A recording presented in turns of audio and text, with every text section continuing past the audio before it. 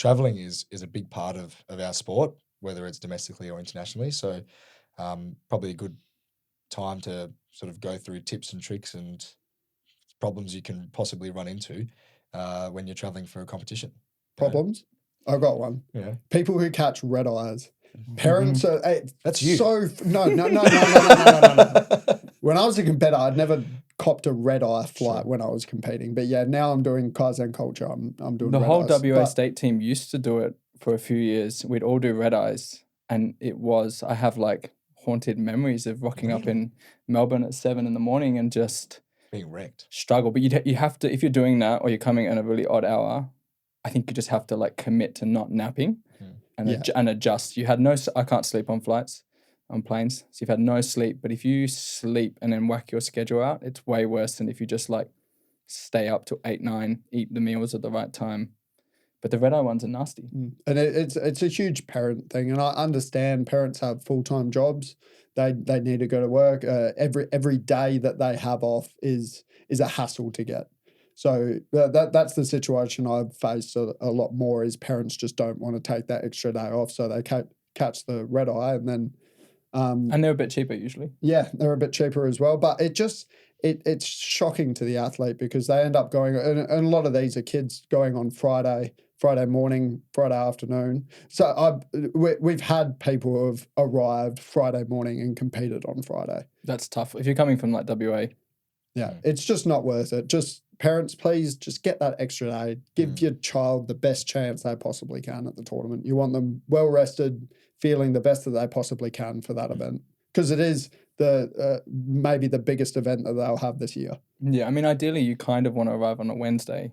That's what, we've always done. Have Thursday off, or to like get a training session in and just relax. Friday comp. Like a competition, Friday, Saturday, Sunday is just like unbelievably massive. Like it's draining, it's a lot, it's high energy. So you're smashed, even if you're not competing on the Friday. Like for us, the seniors and stuff that don't compete on the Friday, we still feel the effects of being around in the team, talking to people. Like your energy levels just get zapped, and so you've got to mentally prepare for that a couple of days in the lead up. So if you fly in on the Wednesday and you have Thursday just to reset or be with the team, and that's another thing as well. Being with the state team on the Thursday, doing all of the training sessions and hanging out, and some of the best memories was just like doing stuff outside of the venue with the state team, running around the hotel. And Thursday's kind of the day for that, right? When you're busy Friday, Saturday, Sunday. Being sensible. We never... Until Sunday. Sensible leaves. But it's a balance with that, I think, like on the Thursday. So like there's that temptation to go sightsee if it's a new city, and it might be good to spend a little bit of time, but you also don't want to walk 30,000 steps and be exhausted by the time Friday comes. Yeah. I don't know if you guys, I always used to like to go watch a movie. So you head out. Man, the movies were the best. The movies, with the squad, and it makes you sit for 3 hours, which you are grateful for when you're competing the next day.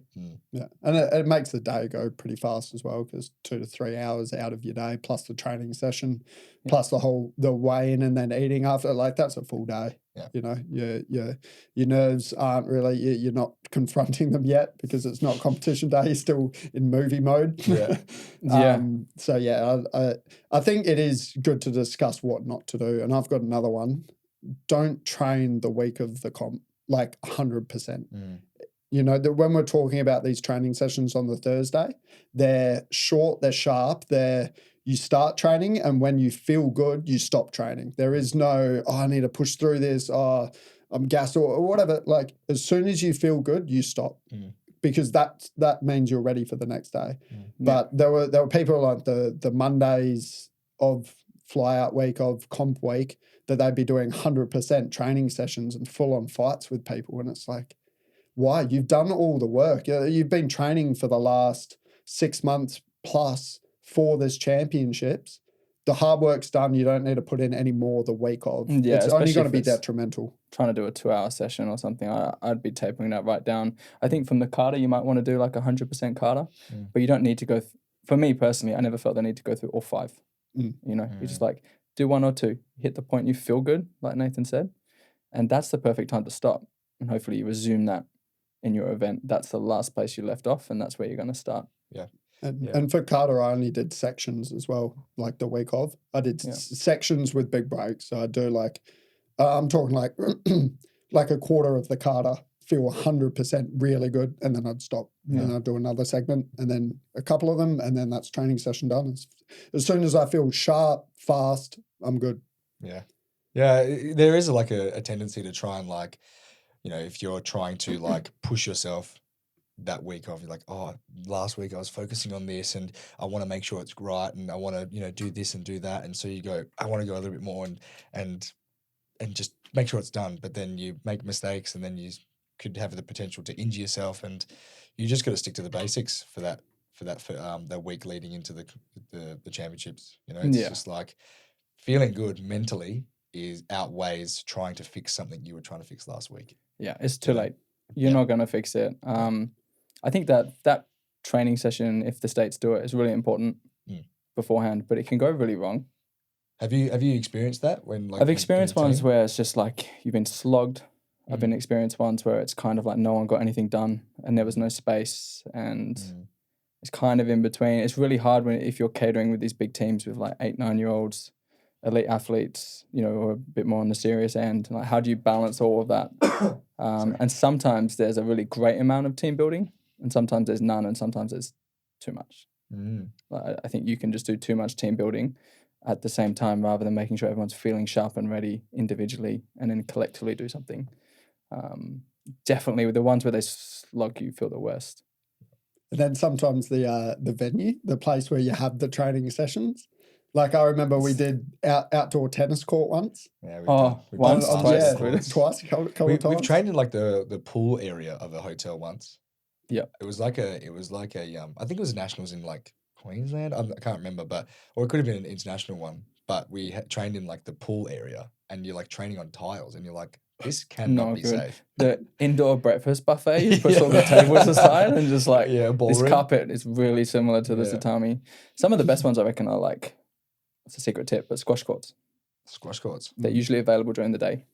It's not a tatami mat, but if you can get a dojo or like a little practice at the venue, sure. But if you can't, you just book a few squash courts. A lot of the time we actually trained on floorboards as well. I mean, I don't know if it was always the case for everybody who didn't train on mats, but like I feel like that's been a later development in karate, that people actually train 100% of their time on mats. Yeah. Who'd have thought to train on the surface you compete on?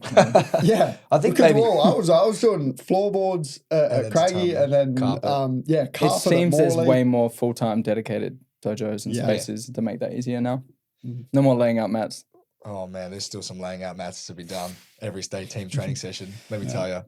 Some people need to pick up their game, by the way, on that. People don't know how to. I'm serious. First of all, I'm here for the call out. How do you not know how to lay mats? It's a simple system. You lay the rows down, you lay them all the correct angle, right? So that the arrow or whatever the thing is pointing the right way.